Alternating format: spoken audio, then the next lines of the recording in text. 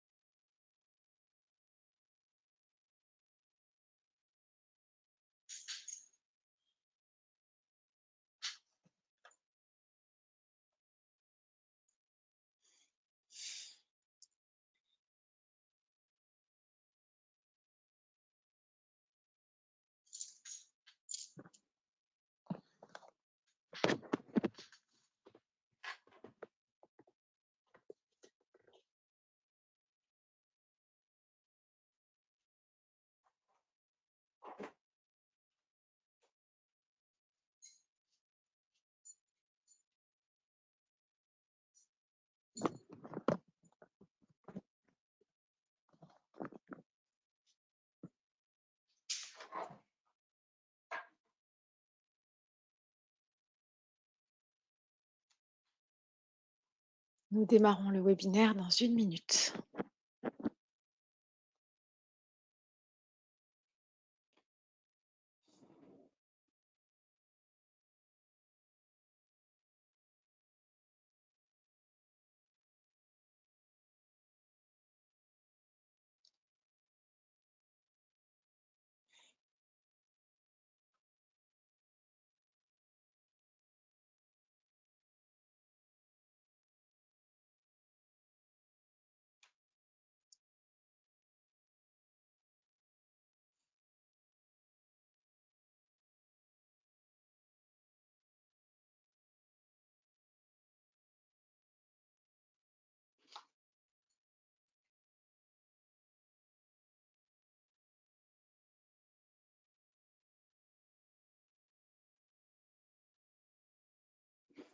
Bonjour à tous, bonjour à tous. Nous sommes très heureux de vous accueillir à ce webinaire. Je suis Sylvie Méran-Ifra, directrice de l'engagement et du marketing de chez Sobre Énergie. Nous allons commencer un webinaire sur les plans de sobriété énergétique tels qu'ils ont été demandés par le gouvernement, mais à plus court terme, vous le verrez, et à plus long terme, puisque la sobriété, vous le savez, vous êtes des professionnels de l'énergie, ne s'inventent pas, ne s'improvisent pas, et c'est des programmes de longue haleine. Avec moi aujourd'hui, Nathalie, qui sera le modérateur de ce webinaire. Vous pourrez poser vos questions, comme le veut l'usage, à la, dans le petit, comment dire, dans la partie dédiée aux questions. J'y répondrai avec plaisir à la fin du webinaire. On essaie de rester sur 45 minutes de présentation, 15 minutes de questions. C'est un sujet pas nouveau pour nous, puisque nous appelons Sobre Énergie, mais nouveau pour l'ensemble des acteurs. N'hésitez pas donc à poser vos questions tout au long du webinaire dans la rubrique questions et nous y répondrons tous ensemble à la fin du webinaire. Je vais donc commencer, nous présenter vraiment très rapidement pour ceux qui nous connaissent. Alors, nous sommes une filiale de la Banque des Territoires du groupe La Poste et d'Egis. Notre ADN, c'est justement de travailler les bâtiments, les datas et les comportements, puisque c'est ces 3 éléments qui font sobriété, nous avons été élus par le magazine Décideur incontournable dans nos métiers. Alors, comme vous le savez, la sobriété est au cœur de tous les enjeux. Nous avons fait une petite analyse, Pestel. Peut-être que vous êtes familier de cette matrice. Tout ça pour dire que la sobriété est au centre de la parole gouvernementale, au centre de l'économie. Là, il y a 2 semaines, j'ai préparé le webinaire, on était à 1 000 €. Je pense qu'aujourd'hui, on est à 1 200 € le mégawattheure. Mais au-delà de ce prix exorbitant, on a une augmentation de la consommation énergétique pour nos activités. La RSE est au centre du rôle des collectivités comme des entreprises et la sobriété fait partie de ces plans RSE. L'évolution technologique et digitale pour améliorer le monitoring des bâtiments va faire en sorte qu'on va pouvoir travailler plus en profondeur et en détail la sobriété. En écologie, le nouveau mot d'ordre est la sobriété. Et puis, d'un point de vue réglementaire, comme vous le savez, les décrets comme le décret BACS ou le décret tertiaire, ainsi que les lois d'addu pour les entreprises ou la loi climat et résilience pour tout le monde et notamment pour les collectivités, mettent au centre de leurs exigences la sobriété et la diminution des consommations énergétiques. Alors effectivement, on dit sobriété, sobriété, on avait envie de revenir sur la définition et vous donner des éléments pour pouvoir travailler cette définition, puisque comme tout mot un peu large, ça va beaucoup, et il va falloir l'appliquer dans vos entreprises ou vos collectivités, mais il va falloir aussi la conjuguer avec les valeurs de votre entreprise et de vos collectivités. Donc sobriété énergétique, il y a un grand débat sur est-ce volontaire, est-ce contraint. Quand on lit la presse aujourd'hui, ces 2 dernières semaines, on dit ah ben non c'est volontaire, ah ben non c'est contraint. J'ai envie de vous dire les deux mon capitaine, si le prix de l'énergie n'était pas si haut, si le climat n'était pas en complet désordre, si on n'aurait pas été en sobriété. Donc il y a quelque chose qui contraint. En revanche, pour pouvoir l'instaurer et pour pouvoir faire en sorte qu'elle puisse vivre dans vos organisations, eh bien, c'est volontaire qu'il faut qu'elle s'organise. Donc, c'est pour ça qu'on a travaillé cette notion de volontaire et c'est tout le sens aussi de cette présentation et des plans de sobriété qui vont être mis en place. Et deuxième élément, cette limitation volontaire doit se faire au niveau individuel, mais aussi collectif. Et collectif, c'est très important car il va falloir mobiliser l'ensemble de vos partenaires, bien sûr, mais l'ensemble de vos occupants, l'ensemble des équipes techniques pour faire en sorte que cette sobriété marche dans le temps et dans l'espace. Et de manière longue, parce que finalement, mobiliser des personnes 3 semaines, 1 mois, 3 mois, on va dire, c'est simple. En même temps, il y a les injonctions dans tous les médias. On va faire en sorte qu'on surfe sur cette comment dire, injonction culturelle, mais il va falloir faire perdurer la sobriété de manière longue. Comment faire en sorte que cette période, enfin ce temps long soit accepté par l'ensemble des publics auxquels que vous devez gérer? Consommer mieux en diminuant son empreinte. Alors, il y a la notion de mieux, la diminution de l'empreinte, ça va donner du sens à justement cette volonté de sobriété. Donc, à vous aussi, que vous soyez technique, que vous soyez RSE, que vous soyez communicant, il va falloir trouver l'esprit de votre sobriété et savoir comment consommer mieux dans votre organisation. Trouver un équilibre en mettant à distance les usages absurdes, inadéquats, les dysfonctionnements. Alors, on a pris les usages absurdes parce que dans toute organisation, quand on commence à auditer les usages, quand on commence à auditer les habitudes de consommation, on se rend compte qu'il y en a qui sont soit disproportionnés, soit décalés par rapport à ce qu'il faudrait. Et donc, tout plan de sobriété commence par un audit des consommations et des usages. Ça a l'air évident comme ça en le disant, mais quand on change et qu'on remet à plat il y a toujours une raison pour le type d'organisation qu'on a. Et il y a toujours une raison pour le fait qu'il y ait des usages, on va dire, un peu absurdes. Donc, il n'y a pas de jugement, il y a juste à remettre à plat l'ensemble des consommations et voir comment, justement, les changer. Et puis, la sobriété s'inscrit dans le temps et la récurrence. Il va falloir organiser ce temps long et cette récurrence. Le dire à chaque fois qu'il faut éteindre les lumières, ok, ça c'est l'exemple le plus trivial. Voir si cet ordre, enfin cette consigne est acceptée et activée, et faire en sorte qu'elle le soit tout au long des saisons. Et puis, quelque chose qui est essentiel et qui est une conviction profonde, c'est que c'est une innovation pour nous qui sommes habitués à consommer plus, toujours plus. Comment changer notre mindset sur consommer plus, ça veut dire être en croissance, comment faire conjuguer la sobriété et la croissance. Donc, c'est ces éléments de langage et c'est aussi ces éléments qui vont réorganiser notre façon de penser, qui vont aussi guider nos plans. Les plans de sobriété, ce n'est pas seulement des plans techniques, ce n'est pas seulement des consignes techniques, c'est aussi des plans qui se basent, qui se fondent pour pouvoir perdurer dans le temps sur du sens et des valeurs. Donc, se positionner au cœur de l'action, il va falloir motiver le groupe, il va falloir mobiliser le groupe et il va falloir mesurer alors cette mobilisation, mais mesurer l'impact qu'a la motivation et la mobilisation.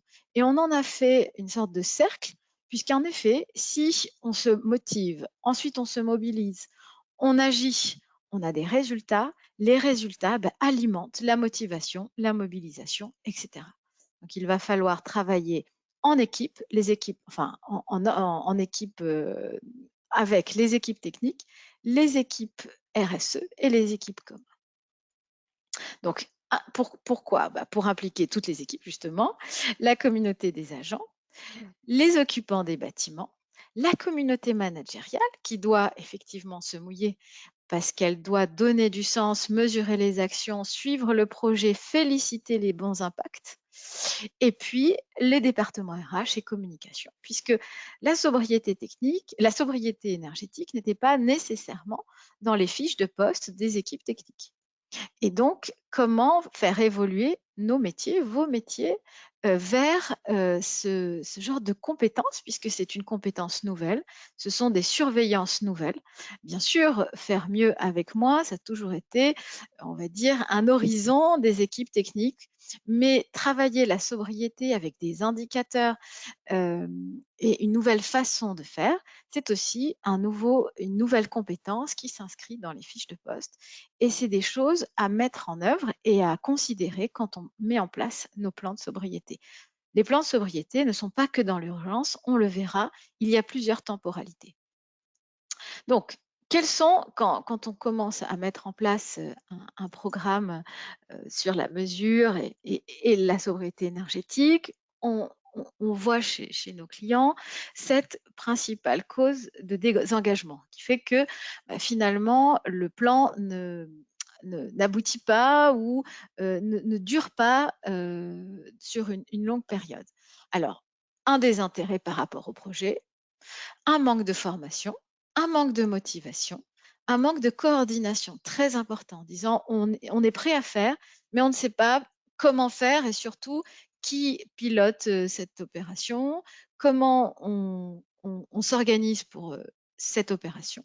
Les intérêts ne sont pas alignés, puisque dans nos objectifs, on n'a pas la sobriété. Dans nos objectifs, on a le bon fonctionnement du bâtiment, mais on n'a pas...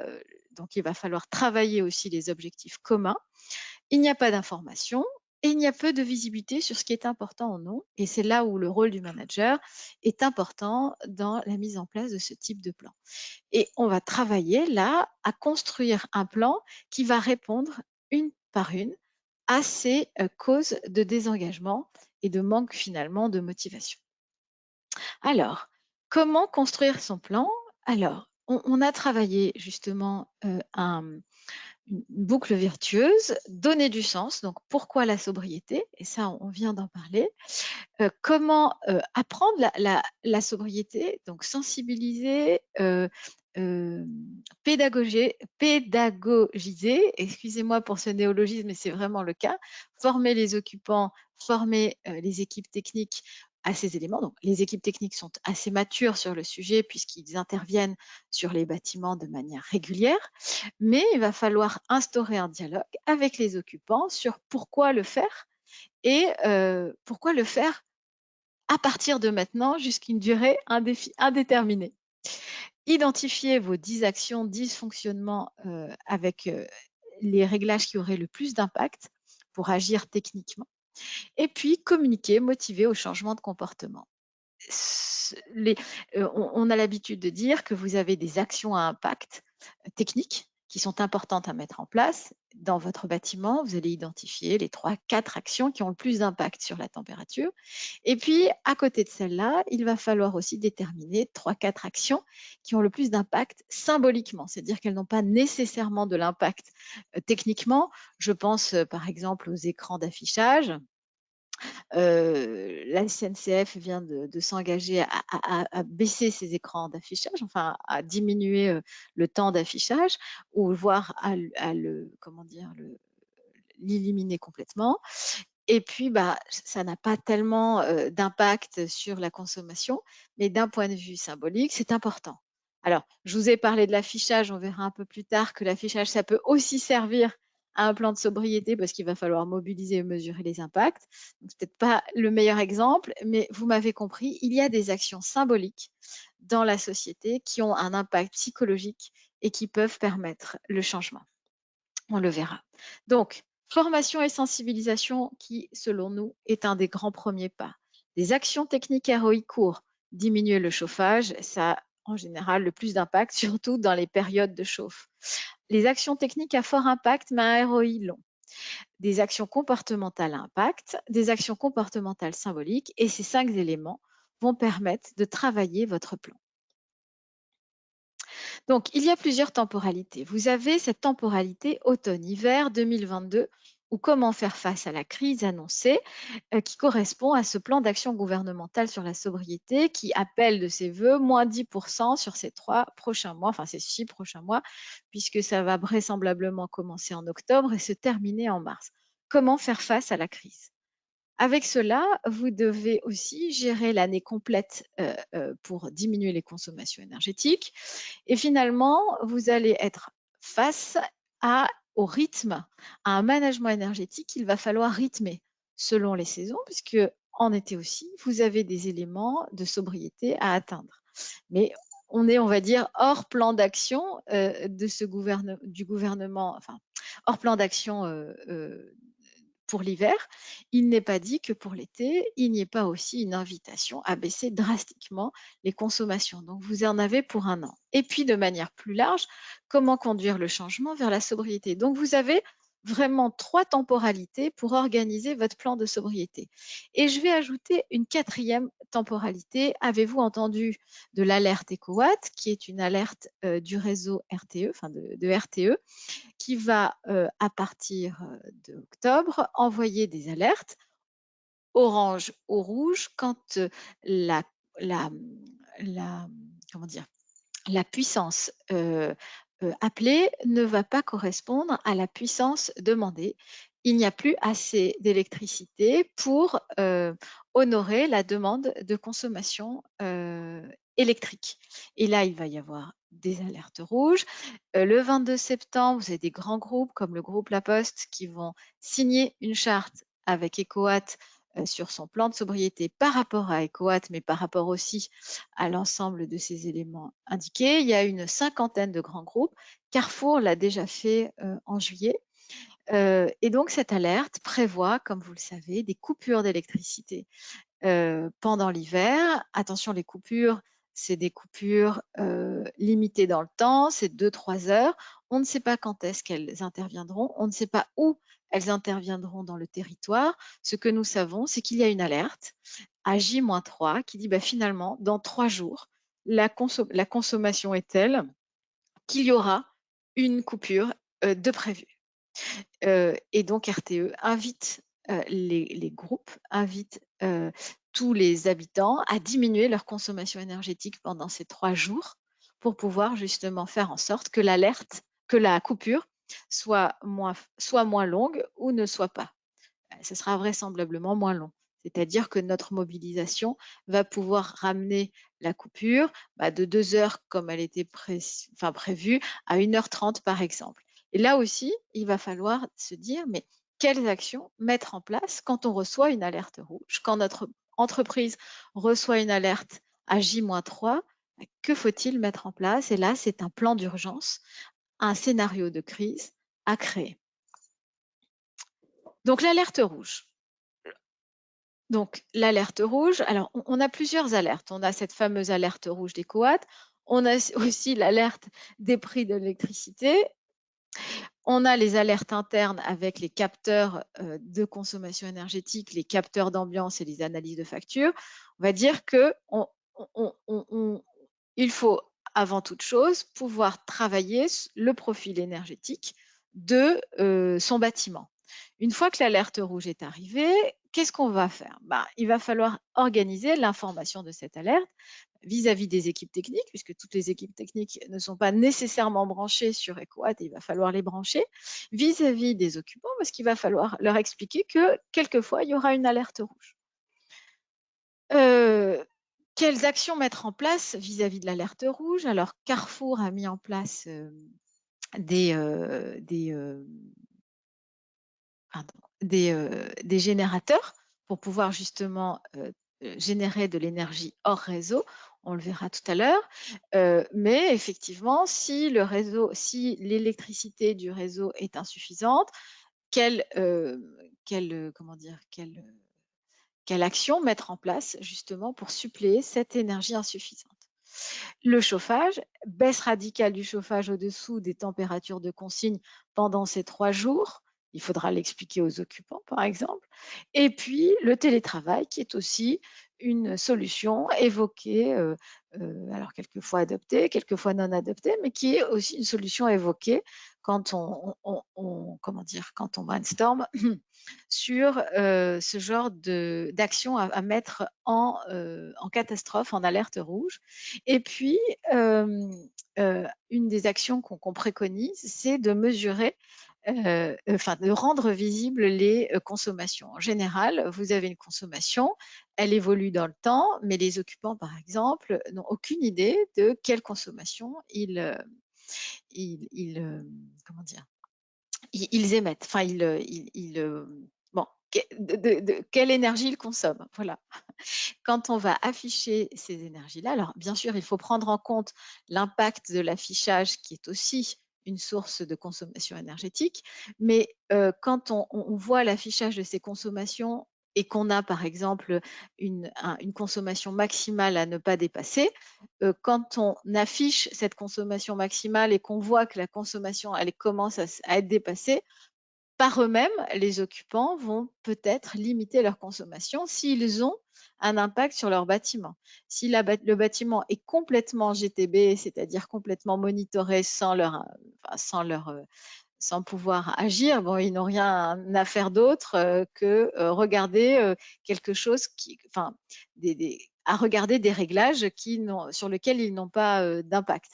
En revanche, s'ils ont encore des interrupteurs, encore des fenêtres, encore des radiateurs qu'ils peuvent monitorer, eh bien, montrer que leur consommation dépasse la consommation établie, en général, d'eux-mêmes, ils vont descendre leur consommation. Alors, on espère, puisqu'on va faire toute cette éducation-là, mais l'affichage des consommations permet justement de s'auto-monitorer. L'affichage de l'alerte aussi permet de se dire « Oh là là, il y a une alerte ». Donc, il va falloir qu'on se mobilise pour consommer moins. Encore une fois, il faudra bien déterminer quels sont les usages du bâtiment et comment finalement quel impact les occupants ont et quel impact les réglages techniques ont. Donc ça, c'est les actions qu'on peut mettre en place en cas d'alerte rouge. Mais il y en a beaucoup plus. À vous de voir aussi par rapport aux usages de votre bâtiment, comment se mobiliser. Le webinaire a pour objet de trouver quelques exemples mais à vous aussi de travailler sur le plan qui sera très adapté à votre comportement. Certains bâtiments peuvent avoir une partie en autoconsommation parce qu'il y a des panneaux solaires, par exemple. Bien, c'est le moment d'activer l'autoconsommation ou de s'équiper de panneaux solaires. Bon, en hiver, c'est un peu moins prégnant qu'en été, mais c'est aussi une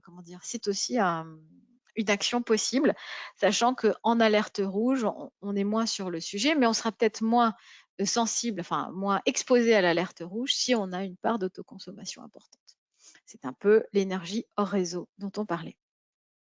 Faire face à la crise. Donc là, vous avez ce plan de sobriété à construire pour l'hiver. Je vous ai mis quelques exemples d'organisations qui ont communiqué sur leur plan de sobriété. La ville de Paris, par exemple, a travaillé sur 3 grands éléments. La baisse des températures dans tous les bâtiments de la ville, à part les EHPAD, donc qui passe de 19 à 18 degrés le jour, 12 la nuit, avec une la nuit, avec une réactivation de la chauffe avant, enfin 1 ou 2 heures avant le jour. Des piscines à moins 1 degré, elles passent à 26 degrés dans l'eau, 25 dans l'air, donc au lieu de 27 et 26. Décalage d'un mois de la saison de chauffe, ça commencera à la fin des vacances de la Toussaint, donc début novembre au lieu de mi-octobre, comme c'est alors au lieu de début octobre, comme c'était évoqué. Et puis, baisse de l'intensité de l'éclairage ornemental des bâtiments publics, notamment la Tour Eiffel, qui est très symbolique, mais bon, qui a sa consommation aussi. Mais tous les éclairages ornementaux vont être baissés. L'Université de Strasbourg a été assez radicale. Donc, tous les bâtiments à 19 degrés, je pense qu'ils ont mesuré leur température moyenne qui devait être à 21, donc ramené à 19, qui est la température de consigne. Et puis, l'université a annoncé une fermeture d'une semaine en janvier supplémentaire et d'un télétravail en février pour les étudiants et les professeurs. Alors bien sûr, ça a mobilisé les syndicats de professeurs, les syndicats des élèves. C'est pour ça que la dimension humaine et politique est très importante dans ces plans de sobriété, parce qu'il faut changer de comportement et c'est assez drastique. Et c'est pour ça que j'ai insisté au début sur cette notion-là qui est, somme toute, pas tellement technique, mais ça fait partie du deal. Et l'université donc annonce ces éléments drastiques. Je vous ai remis ce cas signé Carrefour, qui a été assez pionnier sur le sujet depuis le 18 juillet. Donc, ils ont travaillé 3 dimensions, magasin, entrepôt et centres commerciaux. Donc, magasin, diminution de l'intensité lumineuse, ça avait été annoncé. Baisse de chauffage, mesures adaptées à chaque magasin pour une gestion plus sobre. Et ils ont à chaque fois mis leur plan de sobriété à 6 mois et leur alerte EcoWatt. Donc, mise en route du groupe électrogène, arrêt des dispositifs de chauffage de manière ponctuelle pour les magasins. Pour les entrepôts, décalage des périodes de mise en charge des batteries sur les engins de manutention et l'alerte EcoWatt, les groupes électrogènes sur le plaque de la supply chain. Donc, toujours groupe électrogène. Ce qui ne veut pas dire sobriété puisqu'on rajoute de l'énergie hors réseau. Mais bon, il faut aussi avoir un principe de réalité. Il y a l'allègement du réseau et la diminution des consommations énergétiques.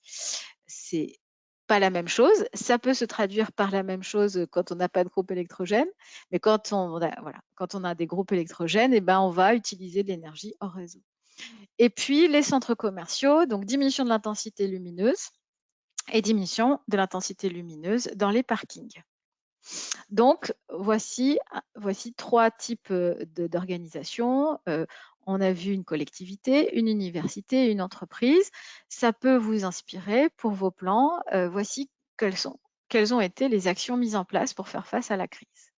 Donc, faire face à la crise, nous, on a un impératif chez Sobre, c'est qu'il faut mobiliser et mesurer, c'est-à-dire que les actions qui vont être mises en place, il faut que une fois qu'on a fait les plans théoriques, faire la liste des actions possibles, c'est pas tout de faire la liste des actions possibles.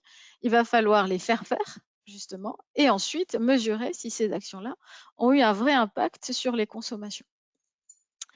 Et puis, animer, donner du sens, puisque, comme on l'a vu, les deux mouvements sont très importants dans ces plans de sobriété.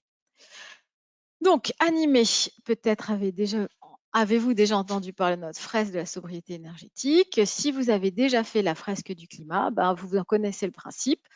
C'est un jeu pour pouvoir comprendre les 46. Alors, on a mis 46 cartes et dans ces cartes, on a mis toutes les actions possibles de sobriété énergétique concernant la CVC, l'éclairage, les réglages, la réglementation, pour qu'on puisse justement travailler sur une visibilité de toutes les actions possibles vis-à-vis des occupants ou dans l'ensemble des équipes techniques, et qu'il puisse y avoir un dialogue entre les équipes techniques et les occupants ou les représentants des occupants pour que les occupants acceptent qu'il y ait des températures à 18 degrés au lieu de 19 sans qu'ils ramènent des chauffages d'appoint, par exemple. Donc, ces éléments-là sont assez importants. Et si vous avez fait la fresque du climat, c'est à peu près 2h30, 3 heures d'atelier pour mettre à plat toutes les actions possibles vers une sobriété à 80%, puisqu'on parle d'autoconsommation, etc. Ensuite, les actions techniques. On va dire, on a pris 5 actions techniques possibles avec 5 actions comportementales possibles qui constituent notre plan de sobriété. D'accord?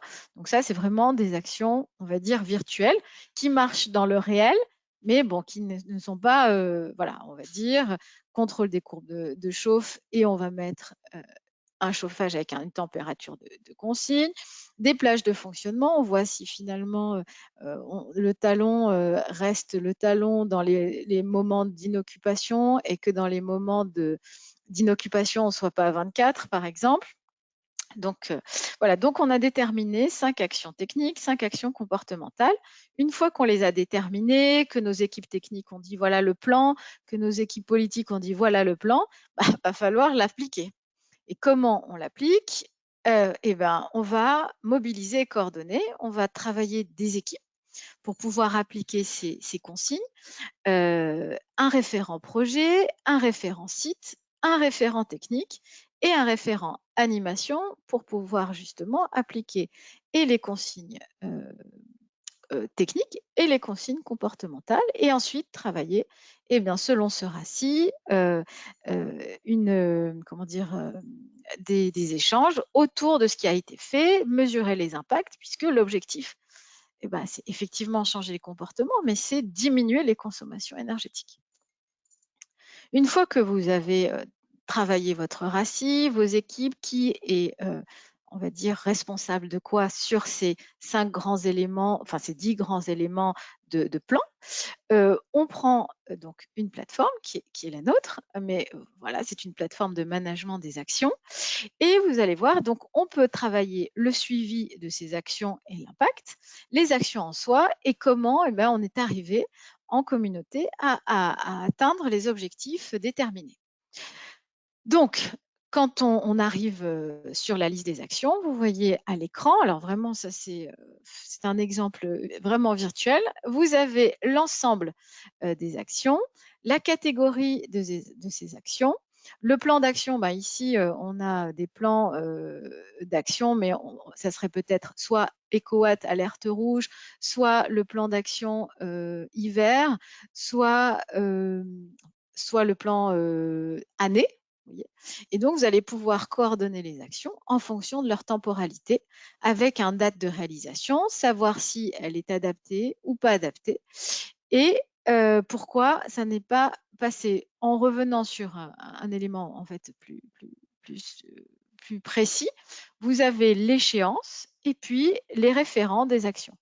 Ça, c'est un exemple chez un client. Le but de cette organisation, c'est de pouvoir faire vivre votre plan de sobriété, parce que c'est ça, c'est l'enjeu en vrai.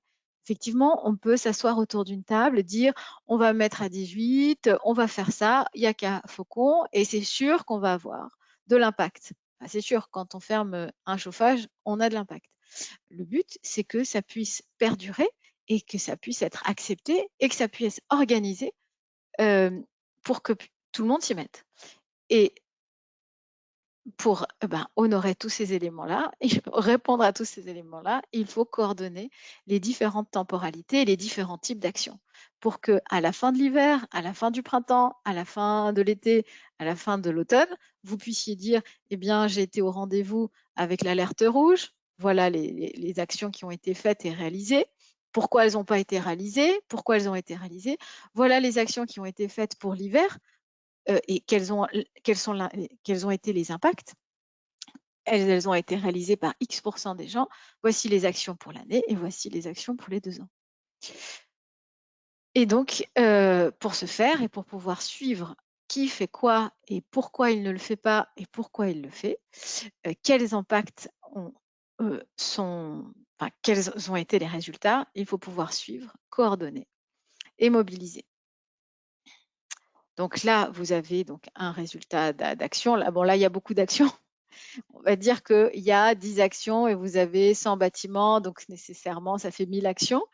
Et là, vous allez pouvoir trouver à chaque campagne, travailler quelles ont été les actions qui ont été mises en place, quelles ont été les actions qui ont été acceptées, quelles ont été les actions qui n'ont été refusées et quels ont été les impacts sur la mobilisation des personnels techniques, mais aussi des occupants à réaliser les actions mises en place. Donc, afficher, partager, contrôler les grandes mesures données, les grandes mesures ou les données énergétiques liées aux objectifs et aux consignes. Là, vous avez un écran qui rapporte. En fait, ça, c'est bon. Ça, c'est en été. Pas de bol, j'aurais dû mettre celui de l'hiver. Toutes les actions, justement, toutes les mesures d'ambiance de vos bâtiments, vous pouvez travailler, par exemple, avec les équipes de la communication pour pouvoir justement transférer les grands comportements énergétiques et les grandes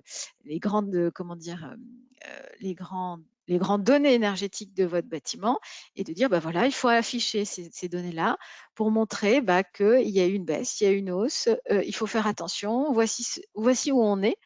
Pour pouvoir faire agir un grand nombre, il faut informer ce grand nombre. Et donc, cette collaboration avec la communication est importante puisqu'il va falloir partager les grandes données de votre bâtiment. C'est peut-être déjà fait, donc il va falloir animer ce partage. C'est peut-être pas encore fait, il faut commencer à l'afficher. Ça fait partie des grands éléments de mobilisation pour faire face à la crise. Ensuite, rythmer le management énergétique. Une fois que vous êtes sorti de l'hiver, qu'est-ce qu'on fait après? Puisqu'on voit bien que quand on se mobilise, ça marche, et puis tout d'un coup, on arrête de se mobiliser, ça remonte. Les températures et les consommations remontent. Donc, on a travaillé un plan sur un an qui a 4 piliers. Donc, la collaboration toujours et la coordination, la sensibilisation au comportement, l'information sur les actions qui ont été mises en place et l'impact de ce qui a été mis en place, et puis les challenges, pour pouvoir justement animer finalement ces campagnes de baisse de consommation. Donc, vous avez dans la plateforme l'efficacité des actions et le fait qu'il y a eu mois par mois soit des diminutions, soit des augmentations. Donc, ça vous permet de suivre les actions qui ont été réalisées et leur impact et de les comparer avec l'année précédente. Ensuite, mobiliser la communauté sur, vous avez une centaine de bâtiments par exemple, et peut-être qu'il y a eu des choses qui ont été faites dans un bâtiment qui ont très bien marché et on partage les expériences de ces actions. À l'échelle, par exemple, d'un territoire, vous avez vraiment un parc assez important. Je ne sais pas, je pense à un département, par exemple, et département, il y en a de tous les côtés, au nord, au sud, à l'est, à l'ouest. Il faut savoir coordonner et remonter les meilleures pratiques. Et dans la plateforme, par exemple, vous avez un endroit pour venir déposer les meilleures pratiques, ce qui a marché. peut-être même celles qui n'ont pas marché, parce que finalement, ce qui n'a pas marché éclaire aussi le groupe. Et cette coordination entre ce qui marche et ce qui ne marche pas est aussi importante pour caler le plan de sobriété qui marche. Mobiliser les managers, puisque c'est un point clé.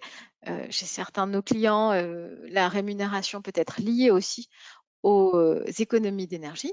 Donc, c'est quelque chose qui est un peu plus grand, enfin, qui embarque en fait l'ensemble des valeurs de l'entreprise. Mais les managers sont là aussi pour donner du sens à ce plan et de garder les équipes et les occupants motivés. Alors, on vous a mis quelques exemples d'éco-gestes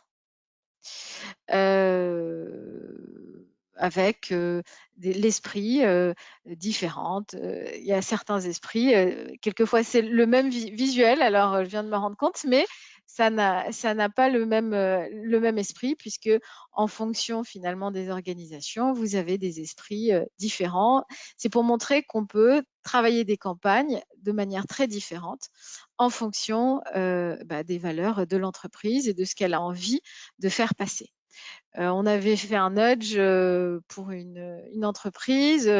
Il y avait beaucoup d'escaliers, beaucoup d'ascenseurs, et l'entreprise avait choisi une campagne sur rencontrer votre éco-geste, avec toute la symbolique de adopte un éco-geste. Donc voilà, de la rencontre amoureuse, et puis l'ascenseur s'ouvrant, le cœur se brise, et une affiche dit il y a un autre moyen pour construire une relation durable, c'est prendre les escaliers, et à chaque marche sont les éléments d'une relation durable. On s'est amusé, et puis c'est amusant. C'est aussi la notion de volontaire. C'est intéressant d'ancrer la sobriété dans quelque chose qui est une innovation de comportement, qui peut être fun, qui n'est pas nécessairement dans l'autorité et le catastrophisme. Voilà, parce que ça ne tiendra pas. Donc les newsletters, un baromètre engagement, c'est assez important, puisque on doit savoir si les équipes s'engagent, qu'est-ce qu'elles ressentent, et mesurer l'évolution de leur engagement avant les campagnes, après les campagnes. On le fait de manière annuelle. Les challenges, donc quelques idées de challenges qui font partie de cette gamification de la sobriété. Parce qu'effectivement, la sobriété, si elle est vécue comme une contrainte, si elle est vécue comme quelque chose de négatif, ça met une ambiance un peu particulière dans votre entreprise. Sachez associer la sobriété à quelque chose de plus ludique, et donc travailler des challenges. Vous êtes peut-être familier du concours Cube, qui est justement ce grand challenge interbâtiment, mais à l'intérieur de chaque entreprise, de votre entreprise, vous pouvez mettre vous-même en place des challenges par étage, par équipe, pour justement animer ce travail de sobriété au long cours. Alors ça, c'est quelques idées. On a vu que chez nos clients, par exemple, il y avait énormément de choses qui avaient été mises en place, mais en général, pas tout à fait connues des occupants ou hors équipe technique. Donc, on s'est dit, c'était intéressant de mettre en avant toutes les choses qui avaient été faites, et c'est pas aujourd'hui seulement. C'est un travail. La sobriété, c'est quelque chose. Les économies d'énergie, c'est quelque chose qui, quelquefois, commence depuis, ça fait 5 ans, 10 ans que l'organisation a mis en place des éléments. Donc, pour dire, c'est une continuité. Donc ça, on peut parler de frise pédagogique. Là, on a fait pour un client des éléments remarquables. Vous avez mis en place des panneaux photovoltaïques, vous avez mis en place une politique de mobilité durable. Voilà, donc c'est aussi intéressant de montrer que cette sobriété-là, elle ne sort pas du chapeau et qu'elle fait partie de choses qui ont déjà été mises en place auparavant. Elles font partie d'un tout de l'équipe technique. Il faut pouvoir en fait valoriser ce que l'équipe technique a déjà fait, et ensuite montrer que ce plan, eh bien, il rentre dans quelque chose de plus grand, de plus cohérent. Les quiz. Donc, très rapidement, conduire le changement, eh bien, ce changement-là se fonde sur une boucle vertueuse qui commence par la mesure, des actions rapides, des actions comportementales, des actions symboliques, vers une mesure de performance technique et comportementale. Pourquoi? Parce que finalement, quand on mesure les actions d'engagement, les actions qui ont été mises en place, les indicateurs vous aurez les slides, les indicateurs de ce plan de sobriété, comment il a été mis en place, quels ont été les effets, est-ce que tout le monde a répondu à l'appel, les actions ont été bien faites, ça amène à des nouveaux ROI. Alors, un plan de sobriété, pour être réussi, a son premier ROI qui est naturel, qui est moins de consommation énergétique. Il y a un deuxième ROI qui est les nouveaux usages. Donc, on a travaillé, on a fait des audits sur les usages, les dysfonctionnements, les usages absurdes. Ben voilà, en ROI 2, on peut dire, à l'issue de ce plan de sobriété, on a installé de nouveaux usages. Et puis, le troisième ROI, c'est des nouvelles routines, des nouveaux comportements parmi les collaborateurs. Donc, un plan de sobriété, finalement, appelle aussi de nouveaux ROI de sobriété, qui est la diminution des consommations, mais pas que, l'amélioration des usages et des dysfonctionnements, et l'amélioration des nouvelles routines de comportement. Voilà, j'en ai fini. Il est 9h50. Peut-être y a-t-il quelques questions. Nathalie, je t'écoute. Pardon. Alors, bonjour à tous. On n'a pas vraiment de questions ce matin. Je pense que tu as été très claire, ou alors on a un public un peu timide, je ne sais pas trop. En tout cas, pour ceux qui demandent, effectivement, on va vous envoyer le replay. Merci à ceux qui disent que c'était très clair. Voilà. En ce qui concerne la fresque qui a été mentionnée, on vous enverra avec le replay le lien. Il y a un site de la fresque de la sobriété énergétique. Donc, c'est fresque de la sobriété-énergétique.org, mais vous l'aurez également dans les informations qu'on vous enverra. Alors, si on a quelques questions, y a-t-il une réglementation particulière en lien avec l'obligation d'un plan de sobriété? Ben, pas pour l'instant. On a le code de l'énergie qui n'est pas une réglementation, qui est un code sur lequel on peut se caler. Il y a le décret tertiaire qui n'est pas un plan de sobriété immédiat, mais qui travaille sur la diminution des consommations, on va dire, avec le premier échelon qui est le premier jalon qui est 2030, donc dans 8 ans. Mais il n'y a pas de réglementation. C'est une invitation à diminuer ses consommations. C'est une invitation citoyenne et RSE. Donc, pour les territoires, c'est très important d'être exemplaire sur le sujet. Pour les entreprises aussi, si elles veulent être cohérentes avec leur politique RSE aujourd'hui. Mais il n'y a pas de réglementation pure sur le plan de sobriété pour l'instant. D'accord, merci. Alors, deuxième question, comment isoler l'impact des actions sur la consommation? Alors, c'est une très bonne question. En général, le fonctionnement énergétique d'un bâtiment, c'est un système. Donc, c'est systémique. Un élément enclenche un autre élément qui enclenche un autre élément. Donc, on est bien incapable de dire que c'est cet élément A qui a vraiment diminué l'ensemble des consommations. Vous pouvez peut-être isoler les challenges quand, par exemple, vous mettez des challenges en place sur une courte période et s'ils sont drastiques, voir si ces challenges ont eu un impact. À vous aussi de faire aussi des expérimentations sur les challenges qui auront le plus d'impact et les actions qui auront plus d'impact en général. Mais effectivement, ça reste très systémique et isoler une action, un impact est assez compliqué, à part d'avoir quelque chose de drastique, type télétravail, type extinction complète des feux pendant 2 jours ou extinction complète du chauffage pendant 2 jours. 2 jours, on a en général un impact sur la semaine de consommation. mais ça reste systémique. Et le but, justement, dans ces nouveaux ROI, c'est de dire, on met en place un ensemble d'actions, et c'est cet ensemble d'actions-là qui a un impact. À vous de trouver le bon plan, si vous voulez, d'action qui, ensemble, aura un impact, et puis corriger si ça n'a pas d'impact jusqu'à temps qu'il y ait de l'impact. Parce que finalement, là, effectivement, c'est la mobilisation générale, c'est la mobilisation culturelle autour du plan de sobriété, mais c'est quelque chose qui est long. Les premiers plans n'auront pas tellement d'impact que ça, et peut-être ce seront plutôt les seconds que les premiers.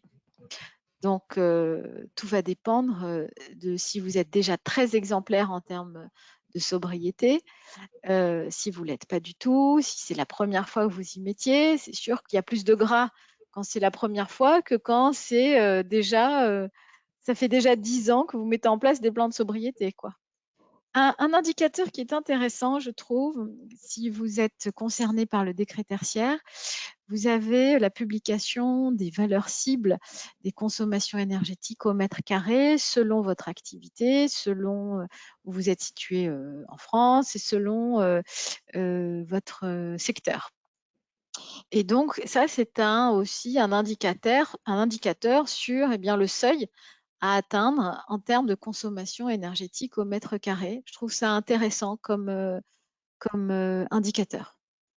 Si vous voulez des balises, en fait, et quels éléments à mettre en place pour travailler cette trajectoire entre la consommation que vous avez maintenant et celle qui est prônée par le décret tertiaire pour 2030, par exemple. De toute façon, dans 1 ou 2 ans, avec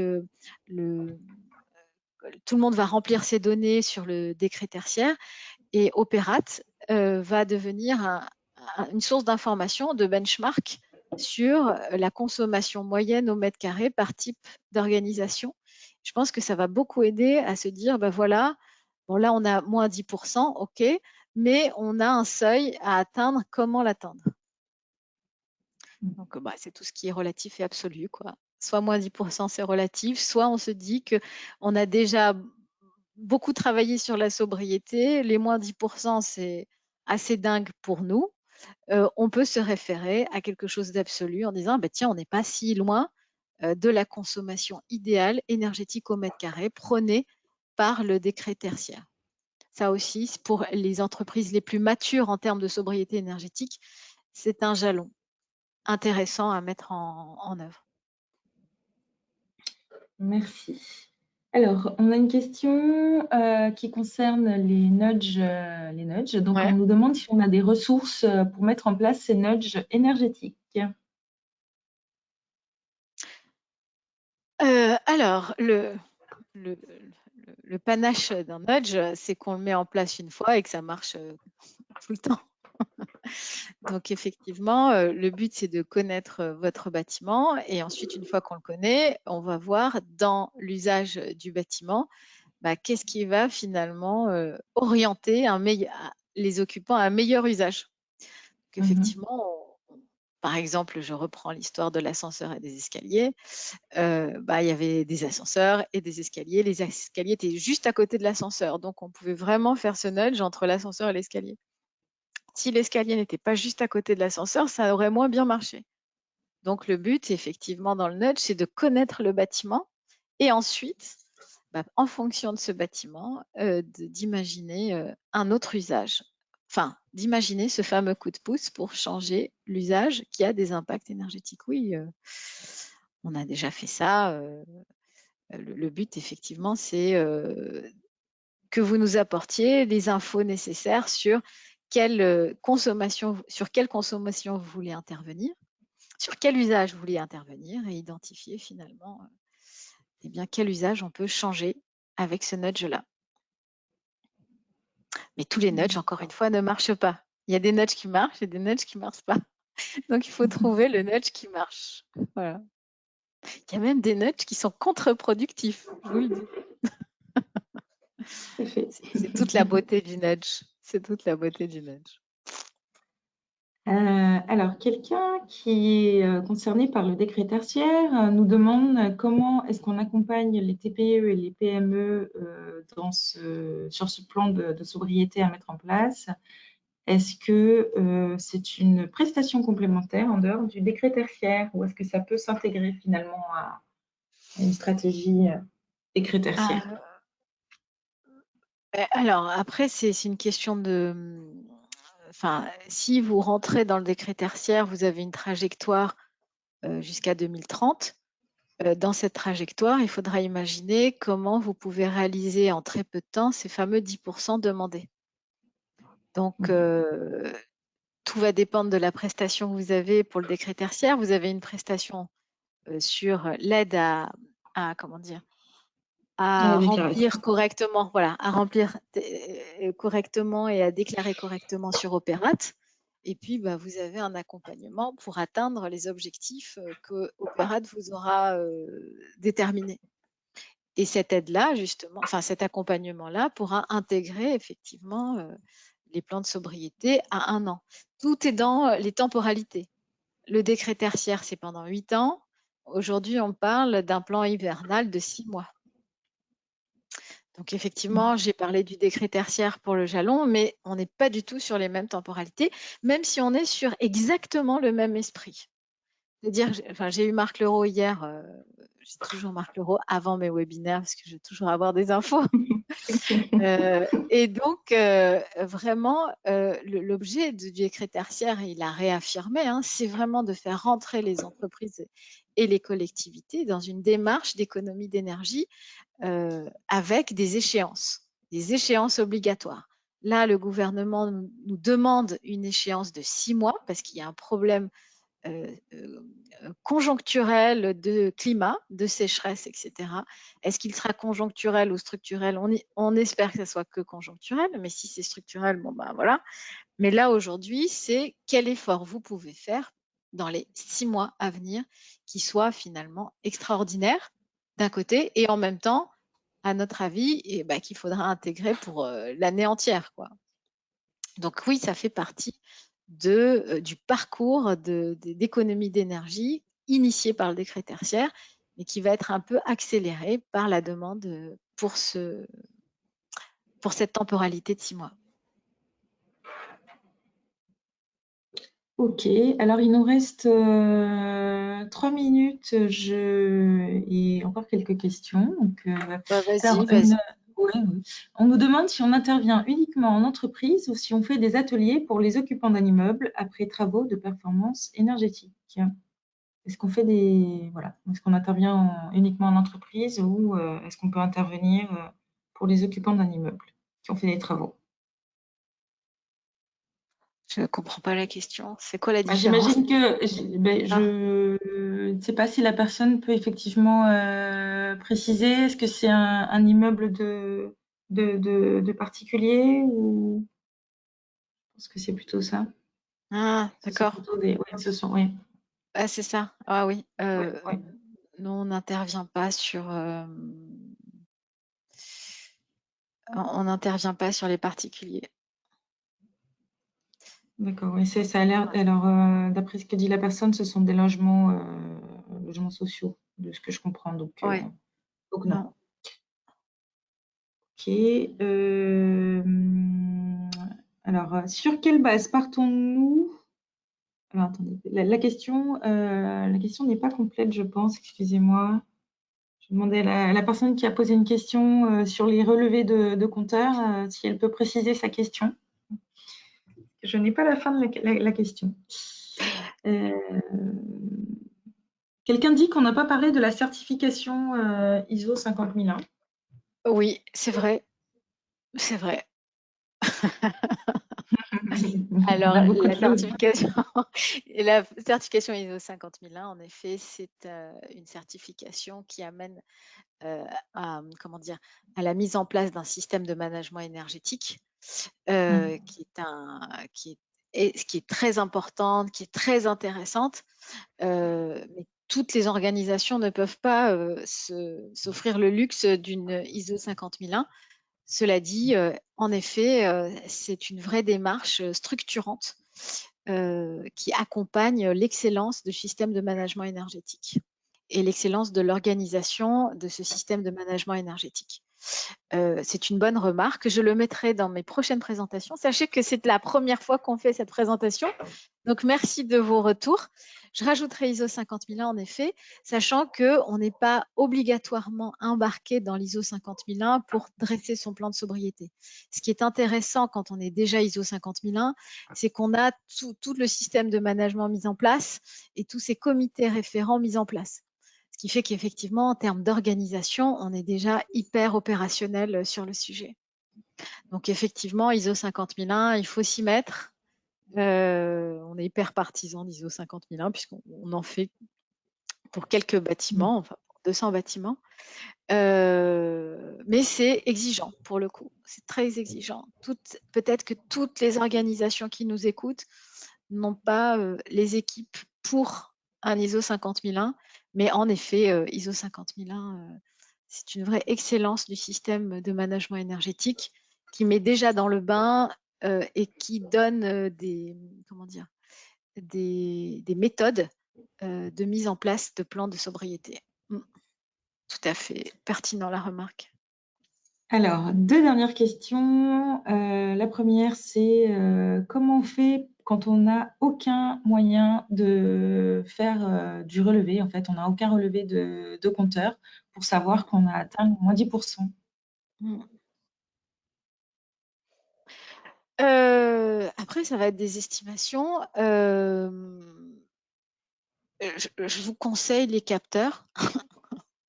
En général, vous avez des pas à 10 minutes et puis quand vous avez, vous pouvez vous équiper de capteurs justement pour sur une plateforme, la nôtre ou la plateforme du capteur, avoir des relevés de consommation horaires ou quotidiennes. Donc oui, il faut s'équiper. À un moment, quand on fait des plans avec un engagement à 10%, bah, il faut des instruments de mesure, hein, sinon c'est compliqué. Donc vous avez 2 solutions. Soit vous n'avez pas de plateforme, vous prenez un capteur. Alors, en général, les compteurs électriques, c'est des compteurs intelligents. Vous pouvez recevoir les données, mais les données, il faut qu'elles s'intègrent dans une plateforme. Soit vous prenez un capteur sur le compteur et vous avez la plateforme avec. Soit vous avez la plateforme sobre, hein, voilà. Et ça vous permet d'avoir une visualisation de ces consommations. Mais effectivement, vous avez tout à fait raison, pour pouvoir dire 10%, il faut pouvoir mesurer. Et 10%, on est sur du 6 mois, donc c'est intéressant dans vos plans de mettre en place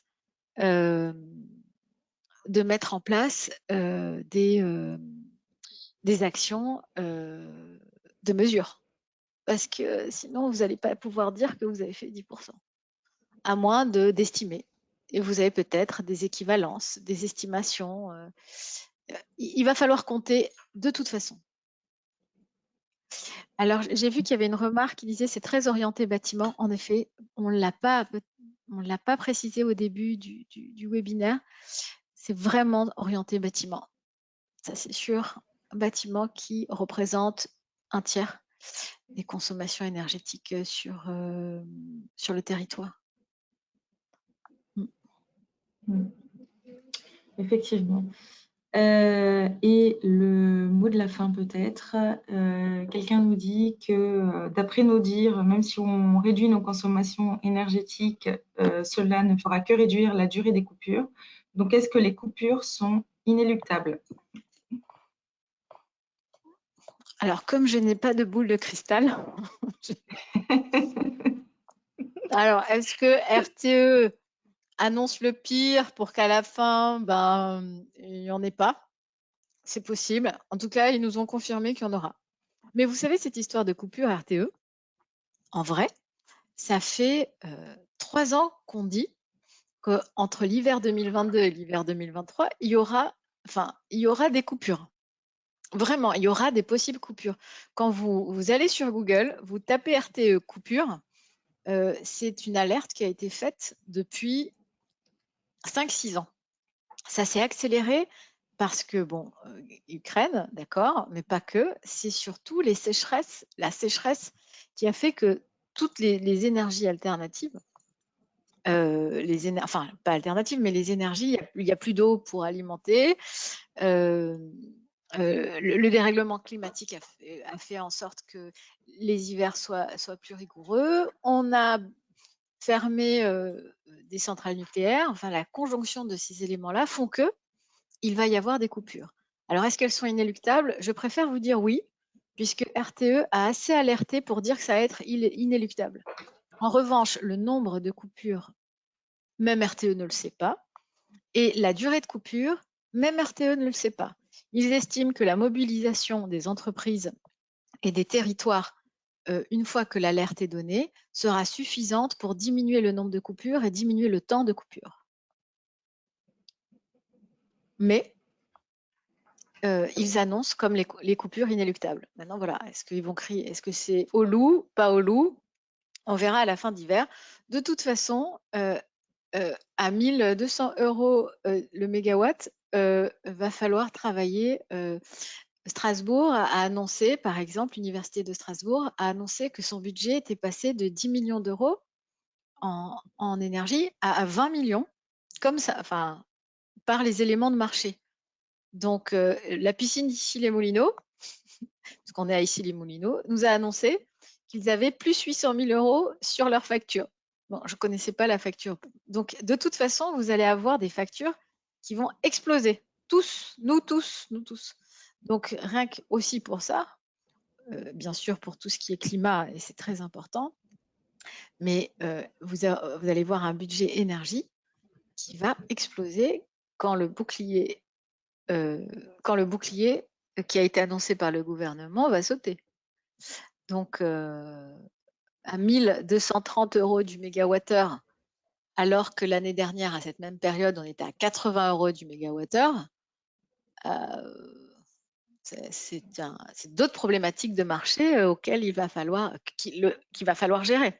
Le plan de sobriété, c'est aussi ça. C'est 10% d'une facture qui a multiplié par 2, 3, 4.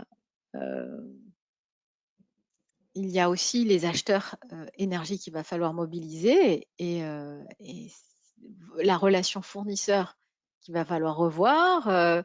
Si vous avez aussi, je ne sais pas, l'Arenh, quel droit d'Arenh vous avez aussi dans vos factures énergétiques? Est-ce que vous avez audité tout ça? Donc, vous avez un aspect économique à cette sobriété qui va s'inviter dans le... qui s'invite déjà. Donc, effectivement, non, il n'y a pas de réglementation précise. Non, vous ne serez pas puni si vous ne faites pas les 10%, mais votre facture va être salée. Et même si vous faites tous ces efforts-là, vous pourrez avoir des coupures. Donc, c'est vrai que c'est assez rageant parce qu'on a l'impression... Par exemple, si votre plan de com vis-à-vis des occupants en disant mobilisez-vous, mettez des pulls, on passe tout à 16 degrés pour qu'il n'y ait pas de coupure, et qu'il y a une coupure, ah là, c'est dur. Donc ne dites jamais, ne promettez pas non coupure si vous vous mobilisez. Dites grâce à la mobilisation, on a réalisé tel pourcentage d'économie, donc la mobilisation de 6 mois, hein, et la coupure, grâce à vous, a été moins importante ou pas. Mais l'impact de votre mobilisation sur la coupure RSE va être très compliqué à établir. RTE, pardon. RTE. Donc oui, absolument. Un brief à destination des facteurs, ben, Richard, on en parle ensemble. Oui, j'ai répondu. On a fait le tour des questions. Ouais, je pense. Voilà. Je pense qu'on a fait le tour des questions. N'hésitez pas à prendre contact. Sylvie, tu as affiché ton email. Ouais. Et ton numéro. Je te laisse le mot de la fin. Bah, écoutez, avançons pour que demain soit un meilleur jour. Je n'ai que cette conclusion. Bon, le but moi, j'aimerais conclure sur une phrase. La sobriété est une innovation. Voilà. C'est-à-dire que il faut la traiter comme une innovation dans toutes ses dimensions. Une innovation dans la gestion du management et une innovation dans les comportements. Ce serait dommage de vivre cette sobriété comme un recul. Elle doit être vécue comme une innovation. Et je pense que cet esprit-là est assez important à garder quand on veut mobiliser les équipes techniques comme les occupants. Il faut faire autrement, mais pas nécessairement moins, mais il faut faire autrement. Pour consommer moins, c'est sûr, mais il faut faire vivre la sobriété comme quelque chose d'innovant plutôt qu'une marche en arrière. Et c'est un vrai travail. Et on compte sur vous pour le faire vivre comme ça, parce qu'on est tous dans le même bateau énergétique. Voilà. Mais écoutez, j'ai pris beaucoup, beaucoup de plaisir à faire cette première présentation. Vous êtes pionniers dans Notre cette public aussi, présentation. visiblement. On était vraiment nombreux ce matin. Je pense qu'on est monté jusqu'à 350. Et on vous remercie pour cet intérêt. On est à votre écoute sur les questions qui seraient plus particulières. On est une équipe et on sera là pour vous entendre. À très bientôt sur la sobriété. Si vous êtes à Energy Time, faites-nous un petit coucou. On y sera aussi. Et sinon, peut-être vous serez là aussi, mis et on sera heureux de partager vos expériences si vous avez déjà mis en place des expériences de sobriété. À très bientôt, très bonne journée à vous et très bonne fin de semaine. Au revoir à tous et merci à tous.